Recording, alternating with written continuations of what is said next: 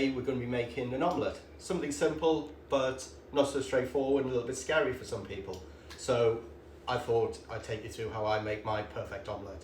So what we're going to do is start with basic ingredients. So some nice eggs, so really good quality eggs. And personally, I always go for the Lion brand.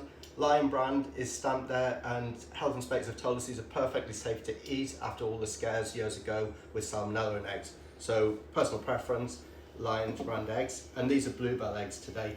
We've got some button mushrooms that have just been quickly sauteed off in a little bit of vegetable oil. No salt, nothing at all in there, and some chopped parsley. So obviously a mushroom omelette today.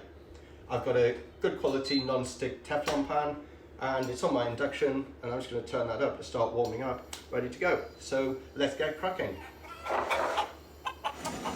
So, making a 3-egg omelette today. And crack my eggs into the bowl, and then take a whisk, grate the yolks, and just give them a quick little whisk up.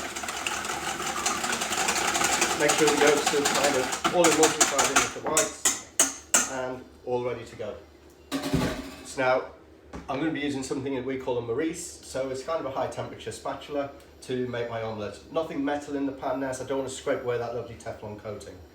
So, in with a little bit of vegetable oil. I prefer vegetable oil because it's kind of a neutral flavour. It's not going to impacify any of its strong flavours like olive oil would into the omelette. So eggs straight in, and you'll notice first thing, there's no real sizzling going on in this. You know, I don't really want sizzling. I don't want like fried egg temperatures. I just want to really gently take my time here. The Teflon coating will ensure that the omelette's not going to stick, and all the time just give them a gentle shake.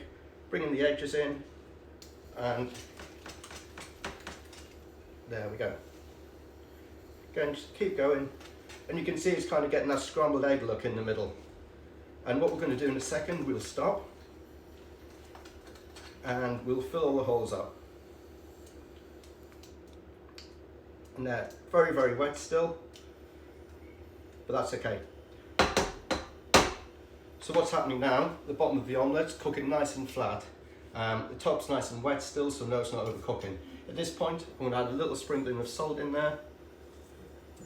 And then I'm going to pop this in the oven. So we're going to give that about a minute or two in the oven. The oven's set on 250 degrees. The reason for this is, on the induction, it could be colouring the omelette on the bottom, and that's not what you want. An omelette should have no colour at all. It should be beautiful and white, or yellow with the eggs, and it should be a cigar shape. So there we go.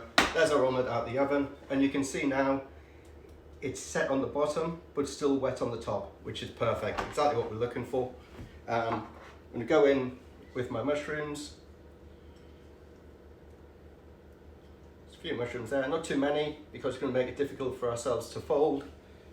A little sprinkling of our chopped parsley.